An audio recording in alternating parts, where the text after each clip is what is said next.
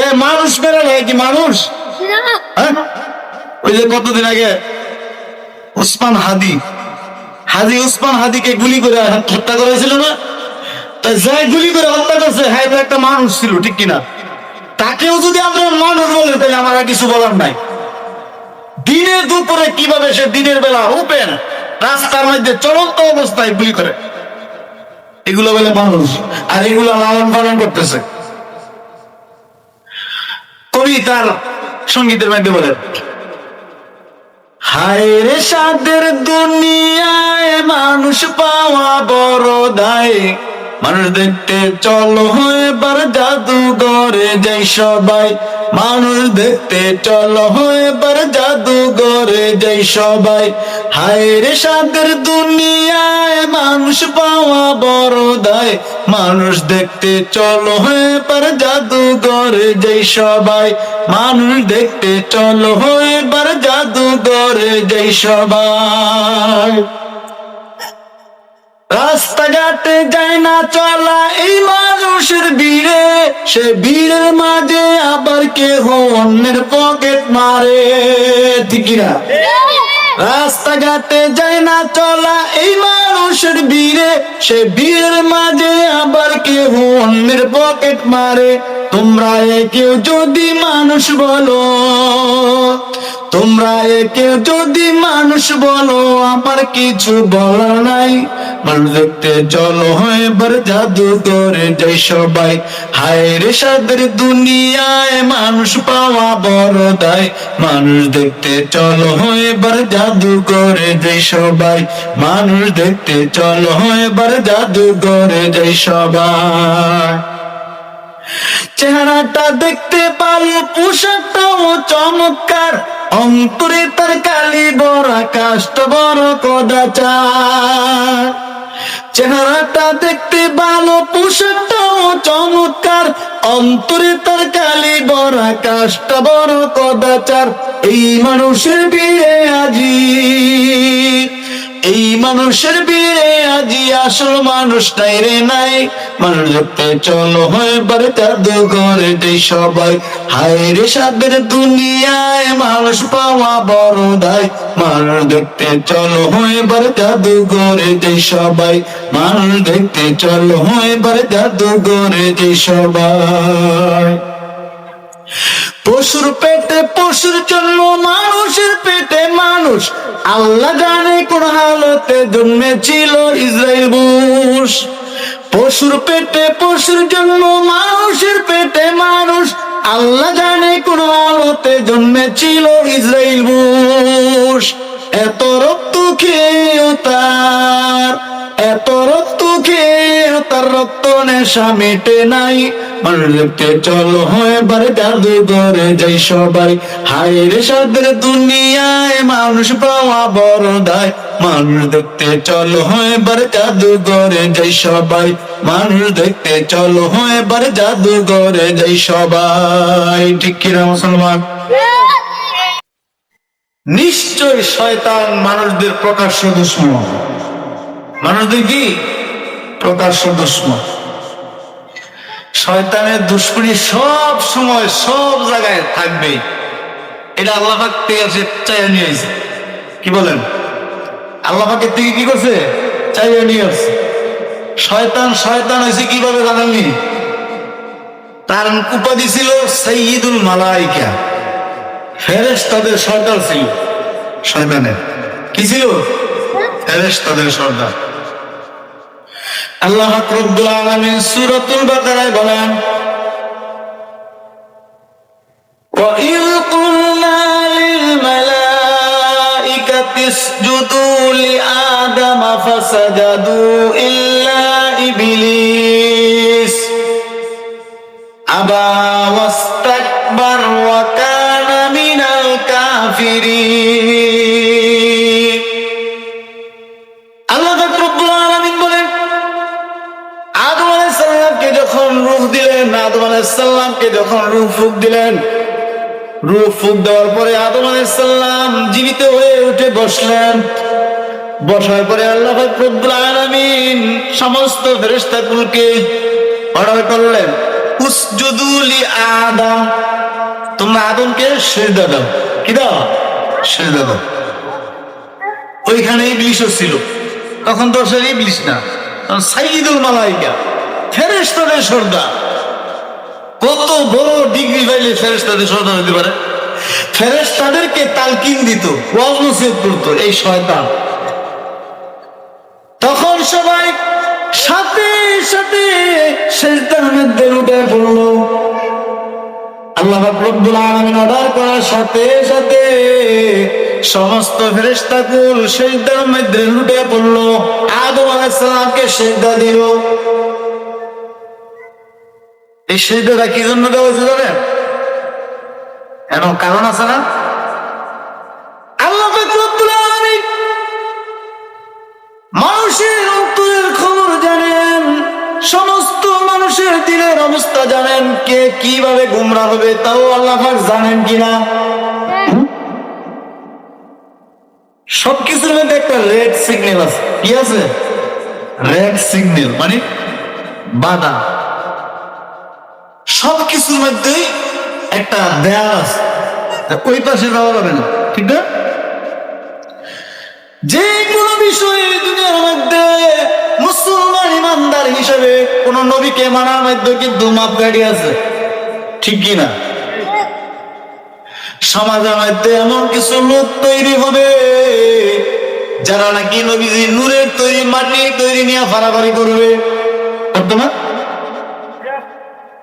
ফাড়াফাড়ি করতো না? ফিতনা সৃষ্টি হবে। আবার অনেকে নূরের তৈরি বেশি প্রাধান্য দিবে, এই জন্য নূরের তৈরি করবে, ঠিক কিনা? আল্লাহ রাব্বুল আলামিন তাদের জন্য কুরআনুল কারীমে এই ঘোষণা প্রথমে জানায় দিয়েছেন।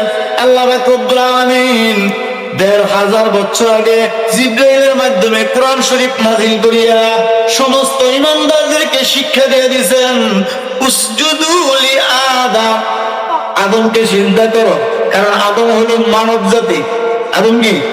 মানব জাতি। আদম আলাইহিস সালামকে সিজদা করার জন্য সমস্ত ফেরেশতাদেরকে অর্ডার করলেন। কারণ হলো আল্লাহ পাক রব্বুল আলামিন এক আয়াতে গিয়ে বলেন, ওয়ালাকাদ কাররামনা বানি আদম, নিশ্চয় আমি আল্লাহ সমস্ত সৃষ্টির মধ্যে মানুষদেরকে সর্বোচ্চ মর্যাদা দান করছি। আর যারা নবীজিকে মানুষ মানতে রাজি না, মাটির তৈরি মানুষ মানতে রাজি না, মনে করেন হ্যাঁ মানুষ হইতে পারছে না, ঠিক কিনা? আল্লাহ যে মানুষকে এত বড় মর্যাদা দিচ্ছেন, তা আপনি কেন ঠেলাঠেলি করেন নূরের তৈরি বানায়? বাধা বাধা, ঠিক কিনা? এই জন্য মুসলমান ইমানদার আল্লাহ রাব্বুল আলামিন সমস্ত ফেরেশতাদেরকে অর্ডার করে আল্লাহ পাক প্রমাণ করে দিলেন, আমার কাছে ফেরেশতার চাইতে দাম হলো মানুষের মূল্য বেশি আল্লাহর কাছে। সকলেই সিজদা করলো, উসজুদু লি আদম ফাসাজাদু ইল্লা ইবলিস, সবাই সিজদা করছে কিন্তু একমাত্র শয়তান সিজদা করে নাই। শয়তান কি করে নাই? সিজদা করে নাই। কি জন্য সিজদা করে নাই? শয়তানের ভিতরে অহংকার ঢুকছে। কি ঢুকছে? অহংকার কি ভালো? বলা হয়েছে যার ভিতরে যারা পরিমাণ অহংকার থাকবে সে জান্নাতের গ্রাণও পাইবে না। কবি আল্লামা শেখ সাদী রহমাতুল্লাহ ওনার কবিতার মধ্যে বলেন, তাকাব্বুর আযাযিল রাখার কর, বজিন্দানে লানত গ্রেফতার কর। তাকাব্বুর শয়তান আযাযিল হয়েছে, আযাযিল শয়তান তাকাব্বুরি করিয়া লানতের জিনজির তার গলায় পড়ছে। তাকাব্বুরি করার কারণে, অহংকার করার কারণে আল্লাহ পাকের রহমত থেকে সে বঞ্চিত হয়ে গেছে। এখন আল্লাহ পাক প্রশ্ন করলেন, এই আযাযিল, আমি অর্ডার করলাম, আমি তোমাদের সৃষ্টিকর্তা, আমার অর্ডার মানা তোমাদের জন্য ফরজ আইন, ঠিক কিনা? আল্লাহ পাকের অর্ডার মানা কি? ফরজ। তা আমি অর্ডার করলাম, সবাই এক বাক্যে সিজদা দিছে, তুমি কেন সিজদা দিলা না? শয়তানে আল্লাহর ভুল ধরছে। কার ভুল ধরছে? আল্লাহর ভুল ধরছে। তা আমাদের সমাজে এমন কিছু আছে নি যে আল্লাহর ভুল ধরে? আছে না? ওই যে বাউল ভক্ত যেগুলা এগুলোর কাম মানে নবীজির কোন দোষ আছে, আল্লাহর কোন দোষ আছে, দোষ তালাশ করা গেল। এটা আবুল সরকার কতদিন আগে গ্রেপ্তার হয়েছে, কি জন্য জানে? সেও আল্লাহ বলছে, ঠিক না? শয়তানের একটা প্রতিনিধিত্ব করতে চাইছিল সে, কিন্তু আল্লাহ পাকের ইশারা। মুসলমান তৌহিদ জাতি মুসলমান ইমানদার সব এলাকায় আছে কিনা? আছে না? তৌহিদ জনতা যাদেরকে বলা হয় তারা হচ্ছে 1 নম্বরের ইমানদার, তৌহিদি জনতা, ঠিক কিনা? এটা আমার মুখের কথা না, আমি হাদিস দিয়ে প্রমাণ করব। আল্লাহ রব্বুল নবীজি তিরমিজি শরীফের এক হাদিসে বলেন, আন আবি হুরায়রা রাদিয়াল্লাহু তাআলা আনহু قال قال رسول الله صلى الله عليه وسلم من رأى منكم منكرا فليغير بيده فإن لم يستطع فبلسانه وإن لم يستطع فبقلبه وذلك أضعف الإيمان। সুবহানাল্লাহ বলেন। হাদিসটা মানে কি বলে গেছে শুনুন।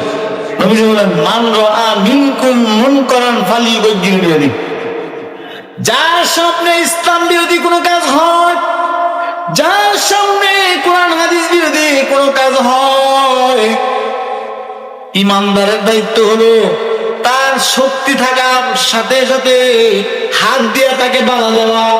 হাত দিয়ে কি করা? বাধা দেওয়া। এই কাজটি বর্তমানে তৌহিদি জনতা করতেছে না?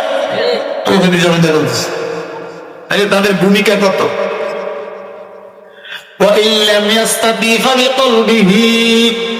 যদি দেখো তুমি হাত দিয়ে বাধা দিতে গেলে তোমার শক্তি কম, তুমি তাদের হাতে নির্যাতন হইতে পারো, মায়ের ভয় থাকতে পারে, তাহলে তুমি কি করো? তাকে জবান দিয়া, তাকে ফাবিলিসানিহি, তাকে জবান দিয়া সুন্দর করে বুঝায় বিরত রাখো, ঠিক কিনা? আর যদি দেখো জবান দিয়া বলার পরেও আমার উপর হামলা আসতে পারে, তাহলে তারপরে চুপ করে থাকা যাবে না।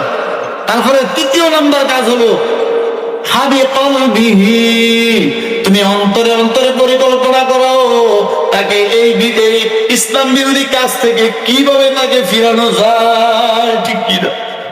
ওয়াযালিকা আদআফুল ঈমান, এটা হলো ঈমানের সর্বনিম্ন স্তর। সর্বনিম্ন স্তরের ঈমান হইছে দিলে দিলে পরিকল্পনা করা কিভাবে তাকে ফিরানো যায়। এইটাও যদি না করে তাহলে বুঝা যাবে ঈমানই নাই, ঠিক কিনা? তাহলে 1 নম্বর ঈমানদার কারা? যারা হাত দিয়ে বাধা দিবে, তারা হচ্ছে তৌহিদি জনতা। আমি অতি দুঃখের সাথে বলতে চাই, একটু কমায় দেন, আমি অতি দুঃখের সাথে বলতে চাই, আপনাদের এই বন্দর থানায় একটা লোক আছে, তার নাম হলো আবেদ শাহ। পুরো নাম নেওয়ার দরকার নাই। নাম কি? আবেদ শাহ। এগুলা কি করে যায় আইছে, কি করে যায় ইসলাম মানে আমার বুঝে আসে না। অন্তত পক্ষে যদি তাফসিরে জালালাইন পড়তো, লেখাপড়া করে, তাহলে সে বুঝতে পারতো কোনটা শিরিক কোনটা বেদাত, ঠিক কিনা? আর এরা হচ্ছে এক একটা শিরিক এবং বেদাতের লিডার, ঠিক কিনা? দোকান খুলে বলছে। সে তার এক বক্তৃতা বলছে, আমি মোবাইলে রাখছিলাম, ডিলিট হয়ে গেছে, আমি শোনাইতে পারতাম বাস্তবে। সে বক্তৃতা বলছে তাওহীদি জনতাকে নাকি জারদ সন্তান। তাওহীদি জনতা বলে জারদ সন্তান। তাকে তখন সাথে সাথে পুলিশ প্রশাসন নিয়ে তাকে গ্রেফতার করে তার ফাঁসার মধ্যে দিয়ে এবারে জিজ্ঞাসা দরকার ছিল, তুই কোন দুঃসাহসে বলো তাওহীদি জনতা জারদ সন্তান? নাউযুবিল্লাহ। আল্লাহ পাক তাদেরকে হেদায়েত নসিব করুক। হেদায়েত না থাকলে ধ্বংস করে দেবে। তাওহীদি জনতা ঈমান টিকায় রাখে মানুষদের, আর এদেরকে জারদ সন্তান বলে। কত বড় শয়তান এই কথা বলতে পারে? আমার নাম দিয়েছে আবেদ শাহ মুজাদ্দেদ। ও মুসলমান, আমরা হলাম মানব জাতি। মানুষ হলো সর্বোৎকৃষ্ট, মানব জাতি হলো সর্বোৎকৃষ্ট। মানুষ মানুষের মতো হওয়া লাগবে, ঠিক কিনা? আল্লাহ পাক রব্বুল আলামিন মানুষের পরিচয় দিয়েছেন সূরা রহমানের মধ্যে। আল্লাহ বলছেন, কি বলছেন? আর রহমান আল্লামাল কুরআন খালাকাল ইনসানা আল্লামাহুল বায়ান। রব্বুল আলামিন বলেন আমি রহমান, আমি দয়ালু। আল্লাহ কোরআন, আমি মানুষ, আমি কোরআন বয়ান করেছি, কোরআনের বয়ান শিক্ষা দিয়েছি। কি শিক্ষা দিয়েছেন? কোরআনের ইলম শিক্ষা দিয়েছি। খলাকাল ইনসান, কোরআনের বয়ানের মাধ্যমে আমি মানুষ শিক্ষা দিয়েছি, মানুষ বানাইছি। তারাই হলো সত্যিকারের মানুষ, যারা কোরআনে কারিম শিক্ষা করিয়া মানুষ হয়, ঠিক কিনা? এখন তো মানুষ রূপী জানোয়ারের অভাব নাই দুনিয়ার মধ্যে, যে মানুষ মেরে নেয়। কি মানুষ? হ্যাঁ, ওই যে কতদিন আগে উসমান হাদি উসমান হাদিকে গুলি করে হত্যা করেছিল না? তাই যে গুলি করে হত্যা করছে হ্যাঁ তো একটা মানুষ ছিল, ঠিক কিনা? তাকেও যদি আপনার মানুষ বলে তাহলে আমার আর কিছু বলার নাই। দিনের দুপুরে কিভাবে সে দিনের বেলা ওপেন রাস্তার মধ্যে চলন্ত অবস্থায় গুলি করে, এগুলো বলে মানুষ, আর এগুলো লালন পালন করতেছে। কবি তার সঙ্গীতের মধ্যে বলে হায় রে সাদের দুনিয়ায় মানুষ পাওয়া বড় দায়, মানুষ দেখতে চলো এবার জাদুঘরে যাই সবাই, মানুষ দেখতে চলো এবার জাদুঘরে যাই সবাই। হায় রে সাদের দুনিয়ায় মানুষ পাওয়া বড় দায়, মানুষ দেখতে চলো এবার জাদুঘরে যাই সবাই, মানুষ দেখতে চলো এবার জাদুঘরে যাই সবাই। রাস্তাঘাটে যায় না চলা এই মানুষের ভিড়ে, সে ভিড়ের মাঝে আবার কেহ অন্যের পকেট মারে, ঠিক না? রাস্তাঘাটে যায় না চলা এই মানুষের ভিড়ে, সে ভিড়ের মাঝে আবার কেহ অন্যের পকেট মারে। তোমরা কেউ যদি মানুষ বলো, তোমরা কেউ যদি মানুষ বলো, আমার কিছু বলার নাই। মানুষ দেখতে চলো এবার জাদুঘরে যাই সবাই। হায় রে সাদের দুনিয়ায় মানুষ পাওয়া বড় দায়, মানুষ দেখতে চলো এবার জাদুঘরে যাই সবাই, মানুষ দেখতে চলো এবার জাদুঘরে যাই সবাই। চেহারাটা দেখতে ভালো, পোশাকটাও চমৎকার, অন্তরে তার কালি বড়, কাজটা বড় কদাচার। চেহারাটা দেখতে ভালো, পোশাকটাও চমৎকার, অন্তরে তার কালি বড়, কাজটা বড় কদাচার। এই মানুষের ভিড়ে আজি, এই মানুষের ভিড়ে আজি আসল মানুষ নাই রে নাই। মানুষ দেখতে চলো এবার জাদুঘরে যাই সবাই। হায় রে সাদের দুনিয়ায় মানুষ পাওয়া বড় দায়, মানুষ দেখতে চলো এবার জাদুঘরে যাই সবাই, মানুষ দেখতে চলো এবার জাদুঘরে যাই সবাই। পশুর পেটে পশুর জন্ম, মানুষের পেটে মানুষ, আল্লাহ জানে কোন হালতে জন্মেছিল ইসরাইল বুশ। পশুর পেটে পশুর জন্ম, মানুষের পেটে মানুষ, আল্লাহ জানে কোন হালতে জন্মেছিল ইসরাইল বুশ। এত রক্ত খেয়েও তার, এত রক্ত খেয়েও তার রক্ত নেশা মেটে নাই। মানুষ দেখতে চলো এবার জাদুঘরে যাই সবাই। হায় রে সাদের দুনিয়ায় মানুষ পাওয়া বড় দায়, মানুষ দেখতে চলো এবার জাদুঘরে যাই সবাই, মানুষ দেখতে চলো এবার জাদুঘরে যাই সবাই, ঠিক কিনা মুসলমান? কবি আল্লামা শেখ সাদী রহমাতুল্লাহ কবিতার মধ্যে বলেন গর্ব সুরত আদমি ইনসাব দে, গর্ব সুরত আদমি ইনসাব দে, বুঝাহেলো আহমদ এক সাবুদে, বুঝাহেলো আহমদ এক সাবুদে।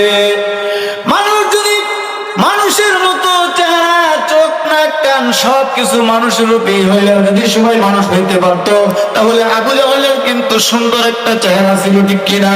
আবু জাহেলের দুইটা চক্ষু ছিল, আবু জাহেলের মুখ ছিল, কান ছিল, আমাদের মতো হাত পাও ছিল, কিন্তু আবু জাহেল একটা পশু। আবু জাহেল কি? মানুষ রূপী পশু।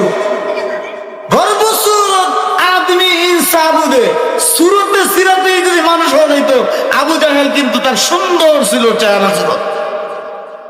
বুঝা গেল আহমদ এক সাবুদে মুহাম্মদ সাল্লাল্লাহু আলাইহি সাল্লাম তেনার চেহারার সাথে আবু জাহেলের চেহারা কিন্তু কিছুটা মিল ছিল, অথচ মুহাম্মদ রাসূলুল্লাহ সাল্লাল্লাহু আলাইহি সাল্লাম সর্বশ্রেষ্ঠ মানব। ঠিক কিনা? দুনিয়ার মধ্যে যত মানুষ আসছে এবং কিয়ামত পর্যন্ত আসবে, আল্লাহ পাক রব্বুল আলামিন সবচেয়ে উত্তম মানুষ হিসেবে দুনিয়াতে পাঠাইছেন আপনার আমার নবী সাইয়্যিদুল মুরসালিন খাতামুন নবিয়্যিন তাজদারে মদিনা সরকার দু আলম জনাবে মুহাম্মদুর রাসূলুল্লাহ সাল্লাল্লাহু আলাইহি সাল্লাম। সকলে বলেন সাল্লাল্লাহু আলাইহি ওয়াসাল্লাম। সর্বশ্রেষ্ঠ মানব তিনি। আর আমরা মুসলমান ইমানদার হিসেবে আমাদের নেতা হবে কে? নেতা কে রইব? অনেকে কে রইব? আপনার আমার নবী হবে আপনার আমার নেতা। যেই নেতার জীবনের গ্যারান্টি আছে, যেই নেতার চরিত্রের গ্যারান্টি আছে। ঠিক কিনা? একটা মিথ্যা কথা বলে নাই, কাউর পর হক ঠকায় মারে নাই, একটা চাইরানা পয়সা পর্যন্ত দুর্নীতি করে নাই, এমন একজন নেতার পিছে আমাদেরকে চলতে হবে। ঠিক কিনা? আপনার নেতা হবে সাইয়্যিদুল মুরসালিন খাতামুন নবিয়্যিন তাজদারে মদিনা সরকারে দু আলম জনাবে মুহাম্মদুর রাসূলুল্লাহ সাল্লাল্লাহু আলাইহি সাল্লাম হবে আপনার আমার নেতা। সামনে পরীক্ষা আইতাছে, পরীক্ষা পেতে কেনা পারবে কেনা ফেল। ঠিক কিনা? এই সম্পর্কে আমি নিজে একখানা সঙ্গীত লিখছি, বলতাম শুনতে চান? কারণ বর্তমান প্রেক্ষাপট নিয়ে খুবই জরুরি একটা বিষয়। কোরআনের আইন ছাড়া অন্য আইন মানতে পারে না মুসলমান। কোরআনের আইন ছাড়া অন্য আইন মানতে পারে না গো মুসলমান। তবে কেন মেনে নেব, তবে কেন মেনে নেব আমেরিকার সেই কলঙ্কজনক সংবিধান। কোরআনের আইন ছাড়া অন্য আইন মানতে পারে না মুসলমান। কোরআনের আইন ছাড়া বিধর্মীদের আইন মানতে পারে না গো মুসলমান। এক আল্লাহ ছাড়া আর কোন মাবুদ নাই, ইবাদত করিব না তারই সবাই। এক আল্লাহ ছাড়া আর কোন মাবুদ নাই, ইবাদত করিব না তারই সবাই। তার বিধানেই আছে সব সমাধান। কোরআনের আইন ছাড়া অন্য আইন মানতে পারে না মুসলমান। কোরআনের আইন ছাড়া বিধর্মীদের আইন মানতে পারে না গো মুসলমান। তবে কেন মেনে নেব, তবে কেন মেনে নেব আমেরিকার সেই কলঙ্কজনক সংবিধান। কোরআনের আইন ছাড়া বিধর্মীদের আইন মানতে পারে না মুসলমান। তাগুতের অনুসারী গণতন্ত্র, ইসলাম বিদ্বেষী ষড়যন্ত্র। তাগুতের অনুসারী গণতন্ত্র, ইসলাম বিদ্বেষী ষড়যন্ত্র। মানুষ মানুষের গোলামিতে আসবে না কোনদিন ইনসাফ।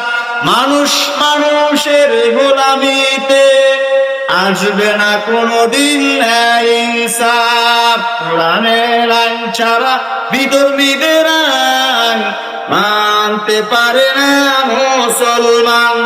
কোরআনের আইন ছাড়া অন্য আইন মানতে পারে না গো মুসলমান। ঠিক কিনা মুসলমান?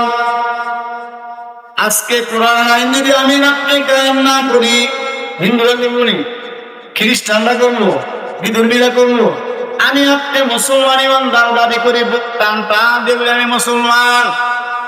আল্লাহ যদি প্রশ্ন করে আমার কোরআনের বিধান কায়েম করতে থেকে কোনো জবাব আছে? दिन की सूरज डूब रही है हम लोगों के सामने, रोज महशर क्या जवाब है मुस्तफा के सामने। দিনের সূর্য ডুবে যাইতেছে, আপনার আমার সামনে হাসরের ময়দানে নবীজির সামনে কি জবাব দিব বলেন? কোন জবাব আছে? আমি আপনাদের সম্মুখে কুরআনুল কারীমের 21 নম্বর পারা 421 নম্বর পৃষ্ঠা সূরা আহজাবের 21 নম্বর আয়াত থেকে তেলাওয়াত করছি। এই আয়াত থেকে আল্লাহ রাব্বুল আলামিন নবীজির আদর্শটা কত জরুরি এই বিষয়ে আলোচনা করেছে। আল্লাহ রাব্বুল আলামিন বলেন, লাকাদ কানা লাকুম ফি রাসূলিল্লাহি উসওয়াতুন হাসানাতুন লিমান কানা ইয়ারজুল্লাহ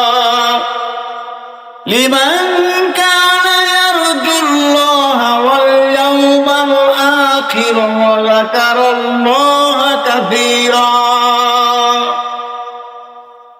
ও মুসলমান ইমানদার, মুফাসসির কিরাম তাফসীরে কিতাবে উল্লেখ করেন, আল্লাহ রাব্বুল আলামিন কথাটাকে গুরুত্ব দেওয়ার জন্য, কথাটাকে ওজনদার করার জন্য দুইটা তাকিদ শব্দ ব্যবহার করছেন। কয়টা? দুইটা তাকিদ শব্দ ব্যবহার করছেন। লামে তাকিদ, কত শব্দের তাকিদের জন্য আছে নিশ্চয়, বেশক, অবশ্যই। লাকাদ কানা লাকুম ফি রাসূলিল্লাহি উসওয়াতুন হাসানাহ, নিশ্চয় তোমাদের জন্য সর্বোত্তম আদর্শ হলো আমার হাবিবের আদর্শ, তোমাদের রাসূলের আদর্শ হলো তোমাদের জন্য সর্বোত্তম আদর্শ। ইন্দিরা লিমান কানা ইয়ারজুল্লাহ ওয়াল ইয়াওমাল আখির, যারা নাকি আমি আল্লাহর প্রতি আল্লাহর প্রতি আশাবাদী, যারা নাকি পরকালের প্রতি আশাবাদী, তাদের জন্য আমার হাবিবের আদর্শ হলো উত্তম আদর্শ। যারা পরকালের আশাবাদী তাদের জন্য একমাত্র আদর্শ নবীজির আদর্শ। ঠিক কিনা? তিরমিজি শরীফের হাদিসে নবীজি বলেন, عن ابن مسعود رضي الله تعالى عنه قال قال رسول الله صلى الله عليه وسلم بعثت لأتمم مكارم الأخلاق। আমি নবীজিকে আল্লাহ রাব্বুল আলামিন দুনিয়াতে প্রেরণ করেছেন উত্তম আদর্শের শিক্ষক হিসেবে দুনিয়াতে পাঠাইছেন। সুবহানাল্লাহ। উত্তম আদর্শ শিক্ষা দেওয়ার শিক্ষক হিসেবে নবীজিকে আল্লাহ পাক প্রেরণ করেছেন। নবীজির কোন ভুল আছে? কোন ত্রুটি আছে? কেউ প্রমাণ করতে পারছে এই পর্যন্ত? কিয়ামত পর্যন্ত পারবে না। আল্লাহ পাক নিজে কোরআনুল কারীমে জানায় দিয়েছেন। সূরা নূরের আল্লাহ পাক বলেন, ওয়া ইন্নাকা লাআলা খুলুকিন আযীম, নিশ্চয় আমার হাবিব উত্তম চরিত্র, মহান চরিত্রের অধিকারী, মহান চরিত্রের অধিকারী। তিনি কেমন নবীর উম্মত আমরা? এই নবীর সম্পর্কে একখানা ঘটনা মনে পড়ছে। কথা হাসায়াতুল কুবরা নামের কিতাবের মধ্যে আল্লামা জালালউদ্দিন সুয়ুতী রাহমাতুল্লাহি আলাইহি তিনি একখানা ঘটনা নকল করেন। নবীজি যখন তিনি প্রধানমন্ত্রীর দায়িত্বে ছিলেন, দেশের প্রধানমন্ত্রী, রাষ্ট্রনায়ক ছিলেন নবীজি মদিনার, ওই সময়কার ঘটনা। নবীজি আসর নামাজ পড়ে মসজিদে নববীর বারান্দায় এসে বসলেন। বসার পরে সাহাবায়ে কেরাম যার যার কাছে চলে গেছে। আসরের পরে একটু ব্যস্ততা থাকে, যার যার কাছে চলে গেছে। নবীজি তাকায় দেখলেন হযরতে আলী রাদিয়াল্লাহু তাআলা নবীজির ডান পাশে বসা, নবীজির দিকে তাকায় রয়েছে। নবীজি বলে, আলী তোমার কি কোনো ব্যস্ততা নাই? আলী রাদিয়াল্লাহু তাআলা বলতেছে, ইয়া রাসূলুল্লাহ, ইয়া হাবিবাল্লাহ, না আমার তেমন কোনো ব্যস্ততা নাই। কি বলবেন বলেন? নবীজি বলেন, চলো একটু ঘুরিয়ে ঘুরে দেখি, ওই যে সামনে একটা এলাকা দেখা যায়, ওই এলাকার লোকজন কিভাবে আছে, তাদের কোনো সমস্যা আছে কিনা, চলো আমরা একটু খোঁজ খবর নেই। আলী রাদিয়াল্লাহু তাআলা বলে, চলেন আমরা যাই, চলেন আমিও যাবো, সাথে যাবো। আলী রাদিয়াল্লাহু তাআলা ছিলেন বাইতুল মালের অর্থ সম্পাদক। আলী রাদিয়াল্লাহু কি ছিলেন? বাইতুল মালের অর্থ সম্পাদক, অর্থাৎ আমরা যাদেরকে অর্থমন্ত্রী বলবো। কেমন অর্থমন্ত্রী? টেয়া পয়সা উড়ে একবারে বাড়িতে নিয়ে ভাস্তামা বিলি করবো, কি কর বালিশের ভিতরে দেয়া করবো, খাড়ের নিচে তেল দেবো। কেমন নেতা ছিলেন আলী রাদিয়াল্লাহু তাআলা, কেমন অর্থমন্ত্রী ছিলেন, মুসলমান ইমানদার। ইতিহাসের পাতার মধ্যে সুন্দর করে লেখা আছে, একদিকটা আলী রাদিয়াল্লাহু তাআলা বাইতুল মালের অর্থ সম্পাদক, আরেক দিকটা নিজের ঘরের চুলায় আগুন জ্বলে না 2-3 দিন পার হয়ে যায়। আল্লামা জাকারিয়া কামরুল ইসলাম রাহমাতুল্লাহি আলাইহি আলী রাদিয়াল্লাহু তাআলা সম্পর্কে একটা ঘটনা নকল করেন।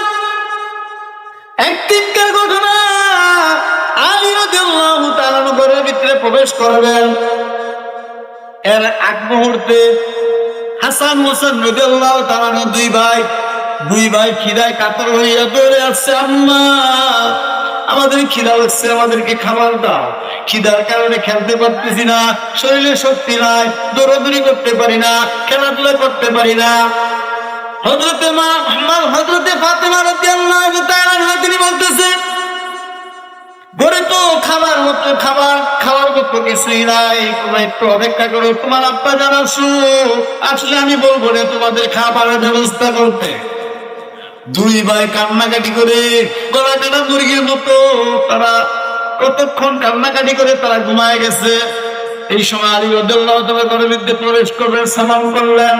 সালাম দেওয়ার পর ফাতেমা রাদিয়াল্লাহু তাআলা বলতেছে, ও স্বামী, আমাদের কলিজার টুকরা 2 সন্তান না খাইয়া তারা দেখেন কেমনে ঘুমায় গেছে, তারা উঠে যদি আমার কাছে খাবার কিছু চায়, করে তো খাবারের কিছুই নাই, আমি তাদেরকে কি বুঝ দিব?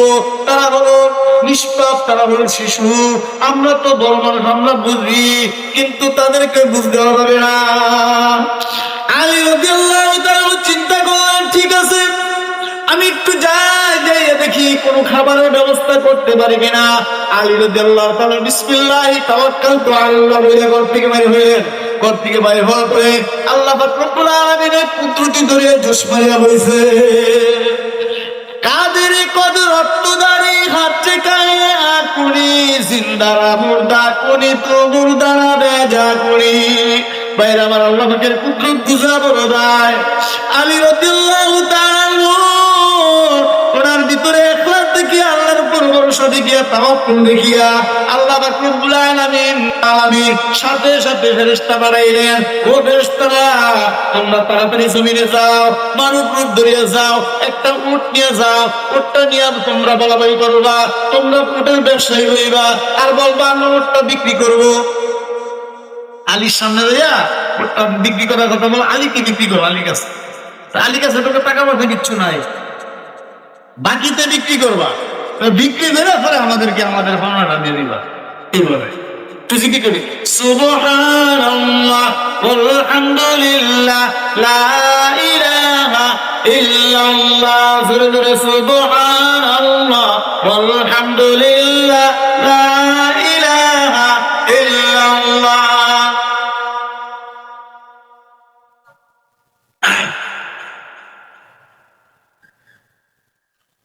আলী রাদিয়াল্লাহু তাআলা নিচের দিকে তাকাইয়া চিন্তা মগ্ন হইয়া চিন্তায় যাইতেছে। প্রতিমধ্যে মরুভূমির রাস্তা যখন একটু সামনে যাওয়ার পরে সামনে দেখে 1-2টি লোক কথা বলা করতেছে। একজনে বলতেছে, ভাই কুটটা কই নিয়ে যাও, আমি বারবার বিক্রি করতে নিয়ে যাইতেছি। তখন সামনে একটা লোক আছে, দেখো ওই লোকটা কিনবে কিনা। ঠিক আছে দেখি, যে বলতেছে, আমার আলী আমি ওটা বিক্রি করবো, কিনবা? আমার কাছে কোনো টাকা পয়সা নাই। আচ্ছা তুমি বাকিতে কিনো, কিনা যে লাখটা বেশি দামে বিক্রি করবো এটা তুমি রেখে দিবা, বাকিটা আমার ফিরে দিবা। ঠিক আছে, এই শর্তে আমি নিতে পারি। আলী রাদিয়াল্লাহু তাআলার কাছে বাকিতে যখন উটটা বিক্রি করলো ফেরেশতা, বিক্রি করার পরে আলী রাদিয়াল্লাহু তাআলা মদিনার বাজারে নিয়ে গেলেন। বাজারে নেওয়ার পরে সাথে সাথে আবার একজনে কিনে নিয়ে গেছে, 10 দিরহাম বেশিতে বিক্রি করছে। 10 দিরহাম আলী রাদিয়াল্লাহু তাআলা লাভ হয়েছে কিনা? 10 দিরহাম লাভ হয়েছে। ওই লোকটাকে তালাশ করতেছে, লোকটা কোথায়? সামনে যাওয়ার পরে ওই লোকটার সাথে আবার সাক্ষাৎ, তোমার টাকা তুমি বুঝিয়ে নিয়ে যাও, বাকি 10 দিরহাম আমার কাছে আছে, এই 10 দিরহাম আমি লাভ করছি। ঠিক আছে, 10 দিরহাম তুমি নিয়ে যাও। আল্লাহ পাক রব্বুল আলামিন বলেন, মান জাআ বিল হাসানাতি ফালাহু আশরু আমসালিহা, যে ব্যক্তি নাকি আমার রাস্তায় 1 টাকা দান করবে, 1 টাকা খরচ করবে, আমি আল্লাহ 10 টাকা তাকে ফিরিয়ে দিব। আলী রাদিয়াল্লাহু তাআলা এই কথাটা মনে হওয়ার পরে সামনে একটা ভিখারি পড়িয়া গেছে। ওই ভিখারিটা পড়ার পরে আলী রাদিয়াল্লাহু তাআলা 10 টাকা ওই ভিখারিকে দিয়ে দিলেন। নিজের সন্তানের কথা খেয়াল গেল না, ভিখারিকে দিয়ে দিলেন। ভিখারি বলতেছে, আমি 2-3 দিন কিছু খাই না, আমার কিছু দেওয়া থাকলে। আলী রাদিয়াল্লাহু তাআলা 10 দিরহাম দিয়ে দিয়েছে। 10 দিরহাম দিয়ে দেওয়ার পরে আল্লাহ পাক রব্বুল আলামিন বলতেছে, ও ফেরেশতারা, আমার আলী তো আমার রাস্তায় দান করিয়া দিছে, তাহলে তার ঘরের কি অবস্থা হবে? তাড়াতাড়ি বাজারে যাও, বাজারে যাইয়া উটের পুরো দামটা তুমি বাজারে তুমি কেনাকাটা করো। আটা কিনা 1 বস্তা আটা কিনা হইলো, তারপরে গোস্ত কিনা হইলো, তারপরে বাজার সদাই যা লাগে সব কিনিয়া ফেরেশতারা মাথায় করে নিয়া আলী রাদিয়াল্লাহু তাআলা করে আলী রাদিয়াল্লাহু তাআলা ডাক দিলেন। ডাক দেওয়ার পরে মা ফাতেমা বলতেছে, আমার স্বামী তো ঘরে নাই। তোমার স্বামী বাজার পাঠাইছে, কোথায় রাখতাম? এখানে রাখেন। ঘরের ভিতরে রাখিয়া 2 জন লোক চলে গেছে। এখানে বলে গেছে আলী রাদিয়াল্লাহু তাআলা পাঠাইছে, অথচ আলী রাদিয়াল্লাহু তাআলা জানেন না। আলী রাদিয়াল্লাহু তাআলা ঠিক সন্ধ্যা সময় বেলা আইসা দেখে রুটির গেলাম, গুস্তের গেলাম। আলী রাদিয়াল্লাহু তাআলা আশ্চর্য হয়ে গেল, দিদি কি ব্যাপার? ঘরের মধ্যে রুটির গেলাম করতে আসছে, গুস্তের গেলাম আসতেছে, কারণ কি? আমি তো বাবার সাথে কিছুই করতে পারি নাই। আপনি না বাজার বাড়াই দিলেন কতক্ষণ আগে, অনেকক্ষণ আগে 2টা লোক মাথায় ঘুরে নিয়ে আসছে, আপনি বলে বাজার বাড়াইতেন। তখন আমি বুঝার বাকি আল্লাহ তাআলার কাজ। কার কাজ? আল্লাহ তাআলার কাজ। ও মুসলমান ইমানদার, দিনের কাজ করতে গেলে আল্লাহ পাক আপনার আমার সাথে সহায় থাকবেন, ঠিক কিনা? তাওয়াক্কালতু আলাল্লাহ, যে আল্লাহর উপর তাওয়াক্কুল ভরসা করে আমার আল্লাহ বলেন আমি তার জন্য যথেষ্ট হয়ে যাই। আলী রাদিয়াল্লাহু তাআলা নবীজির সাথে ওই এলাকা যাওয়ার জন্য রওনা করলেন। রাস্তায় যাইতে যাইতে যখন প্রতিমধ্যে গেলেন, যাওয়ার পর ওই গ্রামের যে এলাকায় যাইতেছে, ওই গ্রামের একটা লোক দৌড়ে আসতেছে। নবীজিকে দেখিয়া দৌড়ে আসা হাঁপাইতেছে আর বলতেছে, আসসালামু আলাইকা ইয়া রাসূলুল্লাহ, আসসালামু আলাইকা ইয়া হাবিবাল্লাহ। নবীজি বলেন, তুমি এরকম পেরেশান হয়েছো কেন? তুমি একটু শান্ত হয়ে দাঁড়াও, তুমি কি বলতে চাও? ইয়া রাসূলুল্লাহ, ওই যে এলাকাটা দেখতেছেন, ওখানে আমার বাড়ি, ওখানে আমার বসত বাড়ি। ওই জায়গায় অনেক ইহুদি বসবাস করে, তারা অনেক দিন যাবত অনাহারে আছে। আমার এলাকার মধ্যে দুর্ভিক্ষ চলতেছে, ঘরে কোনো দানা পানি নাই, তারা অনাহারে থাকিয়া তারা খিদায় কাতরাইতেছে। তাদের অবস্থা দেখে আমার কাছে মায়া লাগছে। মায়া লাগার কারণে আমি বললাম, ও মিয়ারা, আমি তোমাদেরকে একটা প্রস্তাব দেই, যদি আমার প্রস্তাবে রাজি হও, তোমাদের এই অবস্থা থাকবে না, তোমাদের অভাব অনটন দূর হয়ে যাবে। ওই কি প্রস্তাব করো? ওই তোমরা যদি আমার কথা ইসলাম ধর্ম গ্রহণ করো, কালিমা পড়ো, ইসলাম ধর্ম গ্রহণ করো, তাহলে তোমাদের অভাব অনটন সব আল্লাহ পাক দূর করিয়া দিবে।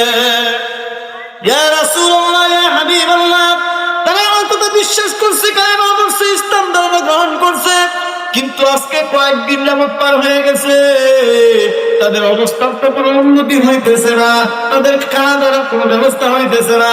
তারা উল্টা আমাকে হুমকি দিতেছে, হে মুসলমান, তোমার কথা বিশ্বাস করে কালেমা পড়ছি, ইসলাম ধর্ম গ্রহণ করছি, আমাদের অবস্থা তো কোনো উন্নতি হইতেছে না, আমাদের অভাব তো কোনো দূর হয় না। যদি এই অবস্থায় চলতে থাকে, তাহলে কিন্তু আমরা আগের মতো আবার ইহুদি ধর্ম গ্রহণ করবো। এই কথা শোনার পরে নবীজির ভিতরে আঘাত পাইবে, কলিজায় আঘাত পাইবে। একটা লোক মুসলমান হয়ে যদি আবার ইহুদি ধর্ম গ্রহণ করে, ইসলাম ত্যাগ করার কথা বলে, এই কথা শোনার পরে নবীজি ঠিক থাকতে পারেন? আল্লামা জালালউদ্দিন সুয়ুতী রাহমাতুল্লাহি আলাইহি লেখেন, এই কথা শোনার পরে নবীজির চোখে দিয়ে টলটল করে পানি পড়তেছে, নবীজি কাঁদতেছে, বলতেছে, হাদিস শরীফে আছে, মান কানা ফি কলবিহি মিথকাল হাববাতিন মিন খারদালিন মিনাল ঈমানি দাখালাল জান্নাহ। যার ভিতরে যারা পরিমাণ ঈমান থাকবে, যার ভিতরে সরিষা পরিমাণ ঈমান থাকবে, সেও কোনো না কোনোদিন জান্নাতে প্রবেশ করবে। তাহলে তারা তো ঈমানদার, জান্নাতে যাওয়ার সুযোগ আছে। কিন্তু যদি তারা আবার ইহুদি ধর্ম গ্রহণ করে, ইসলাম ত্যাগ করে, জিন্দেগিতে জান্নাতে যেতে পারবে না। না না, তাদের এই অবস্থায় ছেড়ে দেওয়া যায় না। নবীজি টেনশন করতেছেন, চিন্তা করতেছেন তাদেরকে কিভাবে সাহায্য করা যায়। আলী রাদিয়াল্লাহু তাআলা ডাক দিলেন, আলী, বাইতুল মালে কিছু আসেনি তাদেরকে সাহায্য করার মতো? আলী রাদিয়াল্লাহু তাআলা বলেন, ইয়া রাসূলুল্লাহ, ইয়া হাবিবাল্লাহ, বাইতুল মালে তো কিছুই নাই। গতকালকে বাইতুল মালে যা কিছু ছিল আমরা তো সবাইকে, জনগণকে দিয়ে দিছি। এখন তো বাইতুল মাল একেবারে খালি, বাইতুল মালে দেওয়ার মতো কিছুই নাই। নবীজি আমার চিন্তা করতেছে, এদিক দিয়া একটা লোক আসতেছে। ওই লোকটা ছিল ইহুদি পাদ্রী, তার নাম হলো আব্দুল্লাহ ইবনে সায়রা। নাম কি? আব্দুল্লাহ ইবনে সায়রা ছিল ইহুদি পাদ্রী, ইহুদি কিতাবের বড় একজন পণ্ডিত, বড় একজন ইহুদি কিতাব জানেন। ওই লোকটা যখন আসছে আমাদের নবীর চিন্তিত, তখন বলতেছে, হে আব্দুল্লাহ পুত্র মুহাম্মদ সাল্লাল্লাহু আলাইহি ওয়াসাল্লাম, তুমি কেন চিন্তা করতেছো? কি নিয়ে এত পেরেশান? তখন নবীজি বলে, এই অবস্থা, আমার কাছে তো কিচ্ছু নাই দেওয়ার মতো, তাদেরকে কিভাবে সাহায্য করতে পারি? ওই আব্দুল্লাহ ইবনে সায়রা বলতেছে, হে আব্দুল্লাহ পুত্র মুহাম্মদ, আমি তোমাকে, আমার কাছে 40 মিসকাল স্বর্ণ মুদ্রা আছে, আমি তোমাকে হাওলার দান দেনা দিতে পারি। ঠিক আছে, নিয়ে আসো, তবে একটা শর্ত আছে। কি শর্ত? 3 মাস 90 দিন পরে আমাকে 40 মণ খেজুর দিতে হবে বিনিময়ে। 40 মণ খেজুর দিতে হবে, তাহলে 40 মিসকাল স্বর্ণ মুদ্রা আমি আপনাকে হাওলার দান দেনা দেবো। কয় মাস পরে? 3 মাস 90 দিন পরে। নবীজি রাজি হয়ে গেছেন, ঠিক আছে, ঠিক আছে। ওই লোকটা দৌড়িয়ে বাড়িতে গেল, বাড়িতে যাইয়া 40 মিসকাল স্বর্ণ মুদ্রা নবীর হাতে পৌঁছে দিল। হাতে পৌঁছে দেওয়ার পরে নবীজি বললেন, আলী, যাও এই লোকটার সাথে যাও, যাদের ঘরে দুর্ভিক্ষ চলতেছে, যাদের ঘরে দানা পানি কিছু না চলতেছে, তাদেরকে সবাইকে বিলাই দিয়ে দাও।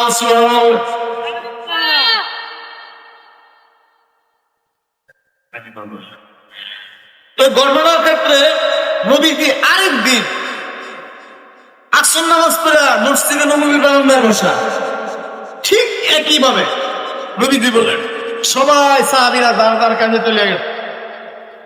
ওই দিনকা ওমর রাদিয়াল্লাহু তাআলা কিভাবে নবীর সাথে বসা, নবীজি কিভাবে বলতেছেন, ওমর, তোমার যদি কোনো ব্যস্ততা না থাকে তাহলে আমরা একটু ঘুরে ঘুরে দেখি, কারো কোনো সমস্যা আসেনি। ওই চলেন ইয়া রাসূলুল্লাহ। ওমর রাদিয়াল্লাহু তাআলার সাথে নিয়ে রওনা করলেন।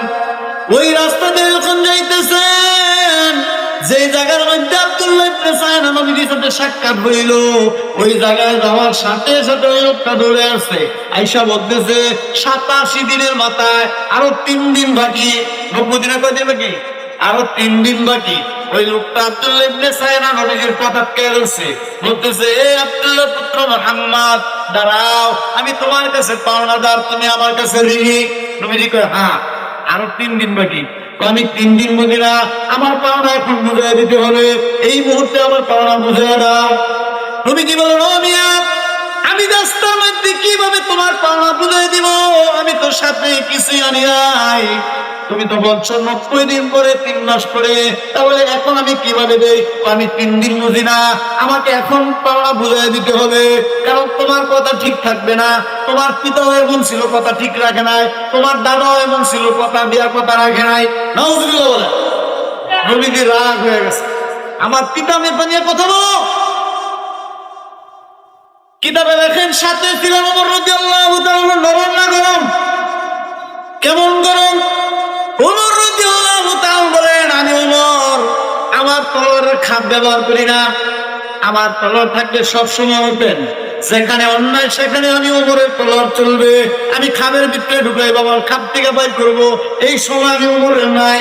ওমর রাদিয়াল্লাহু তাআলা দেখলেন এক পর্যায়ে আব্দুল্লাহ ইবনে সায়না নবীজির কলার মোবারক লইয়া ধরছে। আউযুবিল্লাহ। নবীজির কলার মোবারক ধরা করে ওমর রাদিয়াল্লাহু তাআলা সহ্য করতে না পারে এমন করে ধমক দিছে। কিতাবে লেখেন আল্লামা জালালউদ্দিন সুয়ুতী রাহমাতুল্লাহ ওই লোকটা কাঁপতে কাঁপতে প্রস্রাব করে দিল।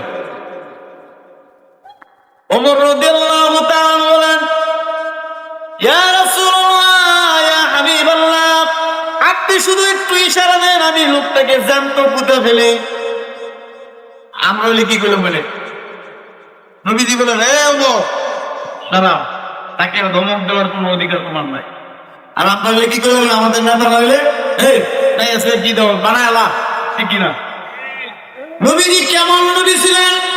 নবীজি বলেন, ওমর তুমি তো তাকে ধমক দেওয়ার কোনো অধিকার নাই, তুমি কেন ধমক দিলা? সে তো আমার কাছে পাওনাদার, পাওনাদার দুই চারটা কথা বলতেই পারে। সাবধান। ওমর রাদিয়াল্লাহু তাআলা সমস্ত রাগ পোশাকে হজম করে নিয়েছেন, একবারে চুপ। নবীজির ইশারা, ঠিক কিনা? নবীজি বলতেছেন, ওমর এই লোকটাকে এখন তুমি বাইতুল মালে নিয়ে যাও, বাইতুল মাল থেকে 40 গুণ খেজুর তাকে বুঝাইয়া দাও। শোনো শোনো, সাথে আরো 10 কেজি বেশি দেয়। ওমর রাদিয়াল্লাহু ইয়া রাসূলুল্লাহ, কত দিলে 40 গুণ, আর 10 কেজি বেশি কেন? কত যে তারা ধমক দিছে, ধমকের জন্য বলা 10 কেজি বেশি দিলা। সুবহানাল্লাহ। ওমর রাদিয়াল্লাহু তাআলা লোকটাকে সাথে নিয়ে আব্দুল্লাহ ইবনে সায়নাকে 40 পণ খেজুর বুঝাইয়া দেওয়ার পরে আবার আলাদা একটা ছোট্ট একটা পুটলির মধ্যে 10 কেজি বেশি দিল। আব্দুল্লাহ ইবনে সায়না বলতেছে, ভাই ওমর আমার সাথে কথা ছিল 40 পণ খেজুর দিবে, আমি 40 পণ খেজুর বুঝিয়া পাইলাম, কিন্তু আবার এই 10 কেজি বেশি কেন? ও মিয়া, তুমি তো চিনতে পারো না কেমন নবীর কলার মোবারক ধরছো।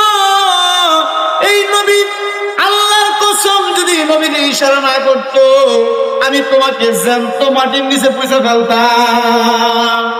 তুমি কেমন নবীকে কলার ধরছো, কেমন নবীর সাথে দুর্ব্যবহার করছো। এই নবী যে আমাকে বলছে তোমাকে ধমক দেওয়ার কারণে 10 কেজি বেশি দেওয়ার জন্য। ওই আব্দুল্লাহ ইবনে সায়না চোখে দিয়ে দরদরে পানি পড়তেছে, বলতেছে, ওমর আমার খেজুরের দরকার নাই, এই খেজুরগুলো রাখিয়ে দাও, আমাকে সাথে এখন তাড়াতাড়ি নবীর কাছে নিয়ে যাও, আমি এই মুহূর্তে কালেমা পড়ে ইসলাম ধর্ম গ্রহণ করতে চাই। সুবহানাল্লাহ। ভাই ওমর, আমি ইচ্ছা করে নবীজিকে আমি আমাদের কিতাবে পড়ছি, শেষ নবী হবেন ধৈর্যের পাহাড়। শেষ নবী কি? ধৈর্যের পাহাড়। আমি পরীক্ষা করার জন্য আমি এই দুর্ব্যবহারটা ইচ্ছা করে করছি। আমার 100% বিশ্বাস হয়ে গেছে তোমাদের নবী ধৈর্যের পাহাড়। আমাকে তাড়াতাড়ি নিয়ে চলো, আমি কালেমা পড়ে ইসলাম ধর্ম গ্রহণ করব।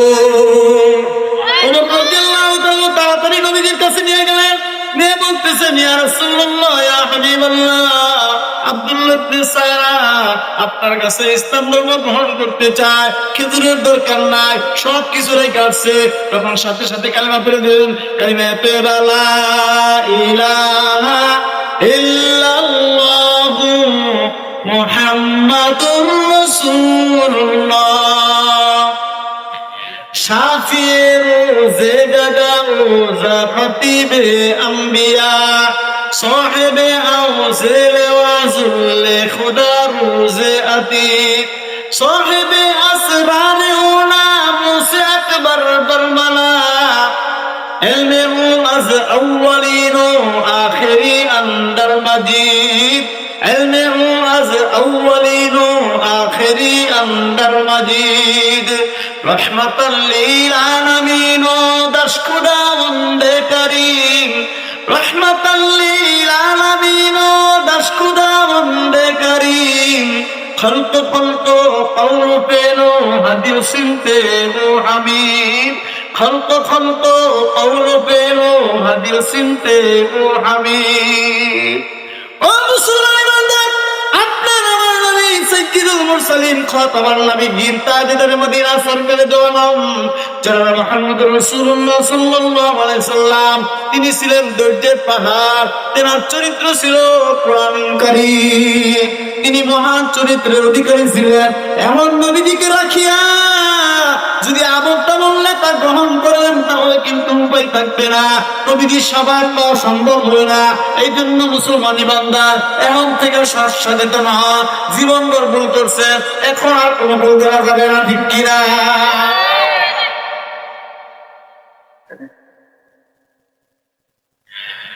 বাংলাদেশের প্রান্ত হতে সালাম জানাই হে রাসূল, হে রাসূল। আমার কণ্ঠে কণ্ঠ মিলায়, আমার কণ্ঠে কণ্ঠ মিলায় তোমার মজনু কুল, তোমার মজনু কুল। হে রাসূল, হে রাসূল। বাংলাদেশের প্রান্ত হতে সালাম জানাই হে রাসূল, হে রাসূল। তোমায় ছাড়া অন্য কোন নেতা মানি না, তোমার জন্য সয়ে যাব সকল বেদনা, তোমায় ছাড়া অন্য কোন নেতা মানি না, তোমার জন্য সয়ে যাব সকল বেদনা। এই শপথ নিতে আমরা এই মতে মশগুল, এই মতে মশগুল। বাংলাদেশের প্রান্ত হতে সালাম জানাই হে রাসূল, হে রাসূল। আমার কণ্ঠে কণ্ঠ মিলায়, আমার কণ্ঠে কণ্ঠ মিলায় তোমার মজনু কুল, তোমার মজনু কুল। ঠিক কিনা মুসলমান? এমন নেতা মানবেন যে নেতার কথার মধ্যে কোনো ভুল নাই, যে নেতার চরিত্রের মধ্যে কোনো ভুল নাই, যে নেতাকে মানলে ওই নেতার যেখানে যাবে আপনার আমার ঠিকানা সেখানেই হবে, ঠিক কিনা? আপনার আমার নবী সাইয়্যিদুল মুরসালিন খাতামান নবিয়্যিন তাজদারে মদিনা সরকারে দো আলম জনাব মুহাম্মদুর রাসূলুল্লাহ সাল্লাল্লাহু আলাইহি সাল্লাম এই পৃথিবীর এই দুনিয়ার সর্বশ্রেষ্ঠ মানব ছিলেন তিনি। এমন নেতা যদি ইমানদারের না হয় তাহলে ওই ইমানদার ব্যর্থ, ঠিক কিনা? এই ইমানদার ব্যর্থ, এমন একজন নেতা মানতে পারেন না। এর সুযোগ হাতছাড়া করেন, সময় তো ঘুরে আসতেছে, কয়দিন বাঁচবো বলতে পারি না। যদি পরকালে আল্লাহ পাক ধরে যে নেতা তো একজন দিছিলাম, কানে মানছো,